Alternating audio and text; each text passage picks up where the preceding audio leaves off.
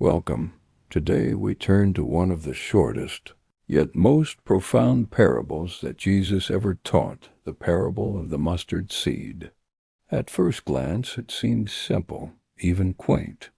A tiny seed grows into a great plant. But as with all of Jesus' parables, there is far more beneath the surface than meets the eye. In Matthew 13:31-32 we read, "The kingdom of heaven is like to a grain of mustard seed, which a man took and sowed in his field, which indeed is the least of all seeds. But when it is grown, it is the greatest among herbs, and becometh a tree, so that the birds of the air come and lodge in the branches thereof." At face value, this seems like a picture of growth, of small beginnings leading to something great. But is that all that Jesus meant?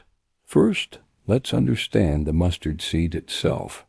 It was proverbially small in Jewish culture.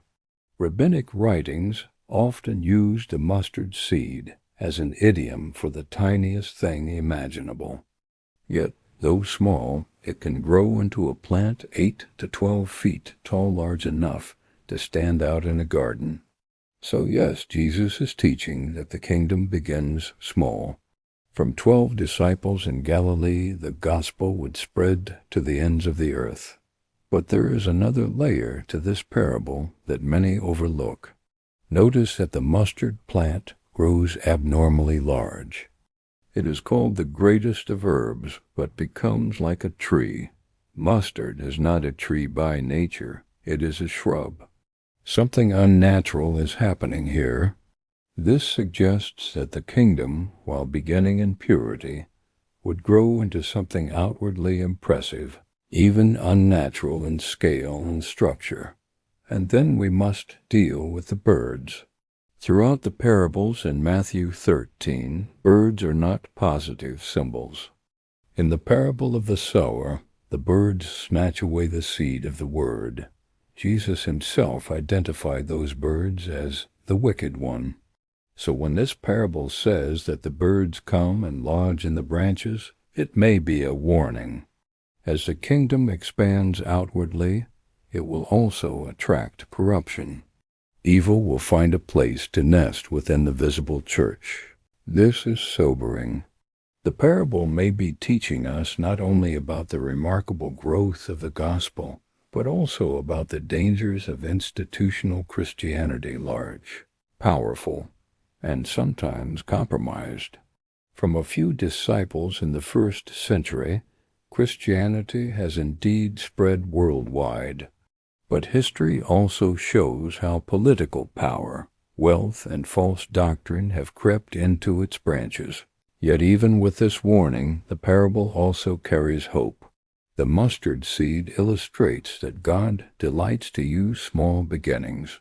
Never despise the day of small things. The disciples probably wondered how their tiny band could ever make an impact. But God's kingdom is not advanced by human might. It grows by the power of His Spirit. What begins small can, under God's hand, shake the world. There is also a personal application. Jesus compared faith itself to a mustard seed in Matthew 17:20. He said that if you have faith as a mustard seed, you could say to this mountain, "Move from here to there," and it would move. Faith, even small, placed in a great God, accomplishes impossible things. It is not the size of your faith that matters. It is the object of your faith. A mustard seed of faith in Christ is greater than a mountain of faith in anything else. We also see prophetic undertones here. Matthew 13 contains a series of parables about the mysteries of the kingdom. They reveal the progression of church history, the sower, the wheat and tares, the mustard seed, the leaven. The mustard seed may represent the outward expansion of Christianity, growing into a vast structure, while the leaven parable warns of inward corruption spreading. Together, they give a balanced picture of church history, remarkable growth, but also compromise. So what lessons can we take? First, trust God with small beginnings. A seed sown faithfully today may produce fruit for generations. Second, be alert to corruption. Not everything that grows large in the name of Christ is truly of Him. Birds may perch in the branches. Discernment is essential. Third, cultivate mustard seed faith. Even the smallest trust in God, acted upon, can move mountains in your life. In closing, the parable of the mustard seed is both encouragement and caution. God's kingdom will grow. It cannot be stopped. From the smallest beginnings it will reach the nations. But it will also attract opposition, infiltration, and falsehood. Our calling is to walk by faith, to sow the seed of the Word, and to stay rooted in Christ, who alone is the true foundation of the kingdom. So let us take heart. Your faith may feel small. Your influence may seem insignificant. But in God's hands, even a mustard seed can shake the world.